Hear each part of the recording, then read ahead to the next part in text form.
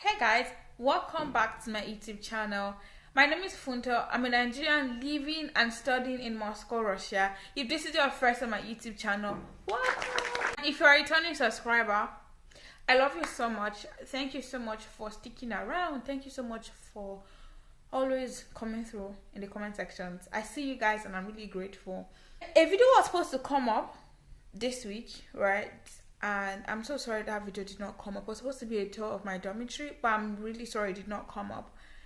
And I just literally had a very not so interesting week, 2 weeks, 3 weeks. It's been not so interesting since July, but we just come out there to just smile and just, to be honest, not like there's anything anybody can do to your situation except from God.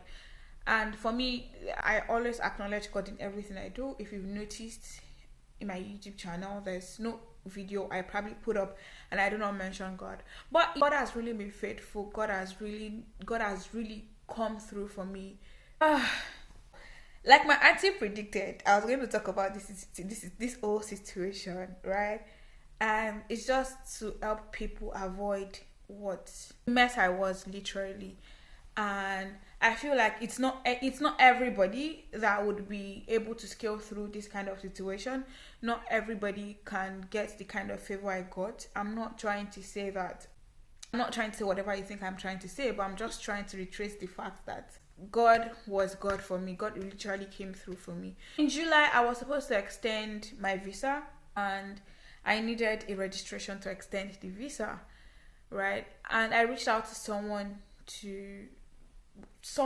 right? Someone was recommended to me, by the way, that this person does registration. And because 2, 3, 4 people in church had already mentioned this person's name, and I literally hear this person's name in everybody's mouth, not just in my church, but like the church I used to attend when I just came to Russia. So I just figured that the person is genuine, right? Unknowing to me, he did a registration for me and it was fake. I didn't know it was fake. I'd already submitted the registration to school and every other thing I needed to submit for visa extension. My PhD office reached out to me because I was also supposed to move to the HSC dormitory, and my PhD office reached out to me and said, "Oh, Funta, this document you submitted is invalid." Right? I reached out to the person that did registration. This was in July. I'm like, "Hello, sir. Let me tell you guys something. I'm a very respectful person, right? I try as much as possible to be official and to be very respectful when it comes to things like this. But again, am I really that respectful? If you literally cross my path, I'm going to show you what, I'm going to give it to you out. That's boss. But in this situation, it wasn't like that because I literally was very respectful. Every message I sent to him, I added sir, I added killers. Like, I tried as much as possible to include this respectful tone and all of that. I'm like, "Oh, hello, sir. The PhD office just reached out to me now saying that the document I submitted was invalid." And then I was like, "It does not think so. It's going to contact the immigration office. It's going to do that. It's going to do this. It's going to do that." Literally, he kept on saying it was going to. "Oh, I'll do it today, I'll do it tomorrow, I'll do it today, I'll do it tomorrow." That was literally the whole story throughout July. Same thing in August. And I kept sending this man a message. I kept sending messages. I'm like, "Oh, you are not responding to me." I sent my friends to call him. There was nobody like I literally that I know that knows him that I did not send to talk to this person because it wasn't responding to my messages. It wasn't picking my calls. And I'm like, "No, right now I cannot deal. You either have to pick my call or you respond to my messages. Pick one because you cannot just do that." And I was getting frustrated already, only for the visa office to send me a mail themselves. For visa office to send me that mail themselves, it actually means that it was here. It was literally here. And I'm going to attach a screenshot of the message the visa office sent to me. I'm probably going to put receipts of all these things, how it was happening. And the visa office reached out to me and said, I think she sent an email and I didn't check my email because of course I would literally check my email like later in the day, not first thing in the morning. So I did not respond to the email, which was unlike me, because whenever I get email from school, I respond immediately because they send the email like during the day. She called me and then she goes, this is Natalia from Visa office and inspector at the MVD office. MVD is like a Ministry of Interior. Want to see you. And I'm like, hold on. What is happening here? I called this man. I'm like, this is the update right now. I've been trying to contact you since July. You're not answering me. You're not responding to my messages, to my calls, and all of those things. And now, this is the update. This is the update. And then it goes, it's not a big deal. It's going to get sorted. This, that. I'm going to give you a new registration. I was like, come on. Right now, you need to cut me all this crap right now because I'm not in for this transaction you're about to do. No transaction. And I was like, this is the update. I was told to come to school by this time. So let's put out all the story of how this man said I should meet him at a particular metro station so we can go to school, and he ended up not coming at that time, and I was already getting frustrated because school was going to close, right? The visa office closes by 6 p.m, right? 4 p.m, 16 o'clock, whatever. They close pretty early than every other department in the school. And finally it showed up. We went to school. From there we went to the Ministry of Interior's office, and those ones were like, oh, where's your registration? Who did this registration for you? And I'm like, oh, he did the registration. And then I was like, yes, he did it. And I think the most annoying part of this whole situation was the fact that they were speaking in Russian, which I don't have a problem with. My problem was me asking you what the issue was and you're telling me there was no problem. I think that was my issue. I think you should have told me clean and neat, or plain that, oh, this is what is happening and this is what might likely happen at the end of the day. But you telling me nothing was wrong was beginning to get suspicious to me. And I'm like, oh. He said nothing happened. Nothing is happening. I reached out to my friend Joyce. I'm like, Joyce, this is the update. Joyce said, oh, I trust him. I do this. I do that. Which is absolutely fine, to be honest. But let me also talk about the fact that I also dodged the bullet myself, because when he wasn't responding, I was going to already tell someone else to do the registration. Of which I found out later that this person I was even going to tell to do it is also fake. Does fake registration. You know what? Thank God I dodged that bullet. But back to the story. We ended up going to the Ministry of Interior's office. From the Ministry of Interior's office, I was told that they were going to cancel my visa. I was told that I need to go to the police station. Russia has a police station for tourists. Tourists, it can be like tourists, international people generally, right? I went there, and it was fun because I've been to this particular police station before. Not for anything, but because remember that video, I'm going to link it up, where I said my migration card was missing.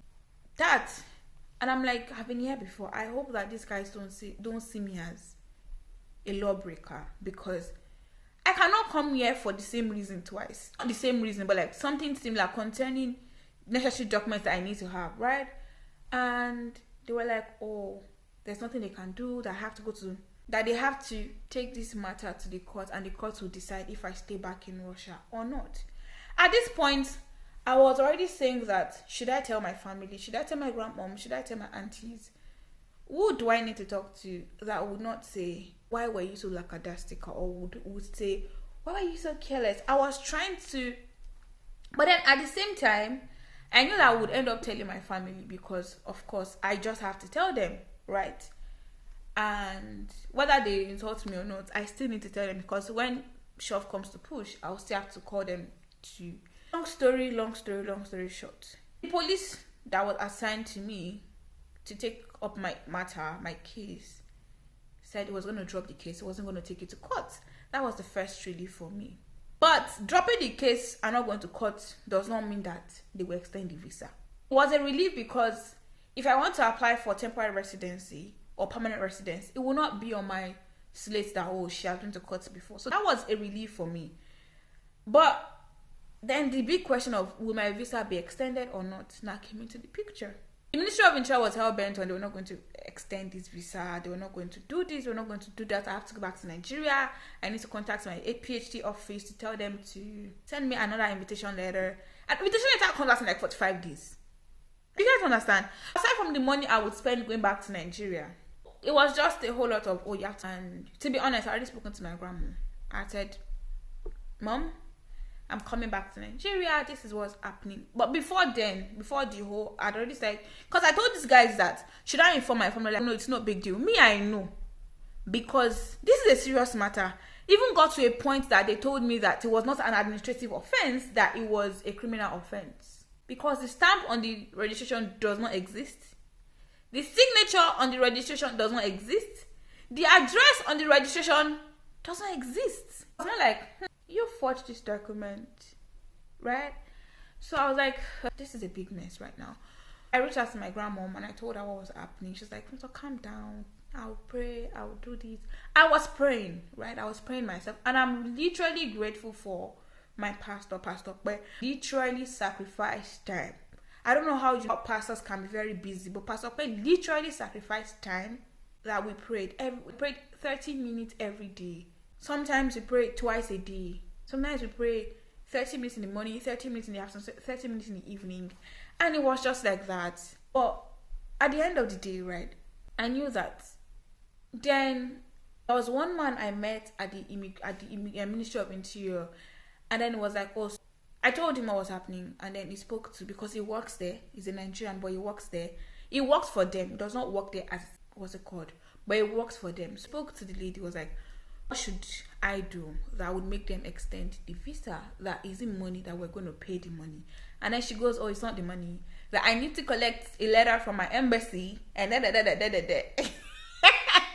Sorry, I don't know why I'm laughing, but that was what she said. And I'm like, I've read a lot of things about Nigerian embassies abroad. They literally do not pay attention to Nigerians. So in my head, I'm like, oof, so what's going to happen? Am I going to get this letter? Am I not going to get this letter? And all of those things. And fortunately, I got the letter, right? And I was super happy. And then we got the letter out, and these people said they are not extending the visa. No, it was before then. So they told me to get a new registration first before even the letter. So even the letter, they said they're not going to extend the visa. But yeah, and then I ended up getting the letter from the embassy. And thankfully, with prayers, with God putting people in the city for me, my visa was able to, my visa got extended. And I was super happy because aside from the money I was going to pay for flight tickets, it was going to be a lot of stress for me. Mental stress, physical stress, emotional stress. Throughout this period, throughout this July, August, till when my visa was extended, even some days after it was extended, my heart was very heavy. And you know this pain that comes with your heart being heavy? Sometimes I still feel that pain, but not as bad as it was during this past month. And it was just a very difficult and trying time for me. But then I'll still come online and come and smile. I still come and tweet, I still come and bant and all of that. But then I was going through a lot, to be honest. I was at the verge of going back to Nigeria, literally. I was checking flight ticket, return ticket, and I was seeing 1.2, 1.5 million. I'm like, God, where am I going to get this money from? I don't have a job. I don't have this money. So where am I going to get 1.5 million from to go back to Nigeria? And because the Russian embassy is in Abuja, and then I was like, I won't go to Ibadan. I won't go to Lagos. I won't go to Ilesha. I would have to stay in Abuja, which means I was going to pay another money for rent for the hotel I'm going to be staying, or the shop that I was going to be staying, food and all of those things. I knew that going back to Nigeria would cost me nothing less than 2 million flat.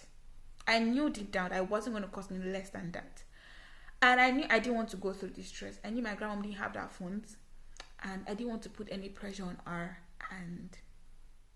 But finally, on the 12th of September, that was literally a day to, not even a day, some hours to, because when I got there on the 12th, I was told to come in the morning, right, 11. When I got there 11 a.m., they said, oh, my school did not bring my passport yet. So, waiting for my school. So my school brought the passport, and they were like, oh, the person I was supposed to sign for them to issue the visa. I had not signed yet, and I'm like, come on, you guys should stop playing with me. I already told my grandmom that my visa was approved, so people should not play that rough play with me.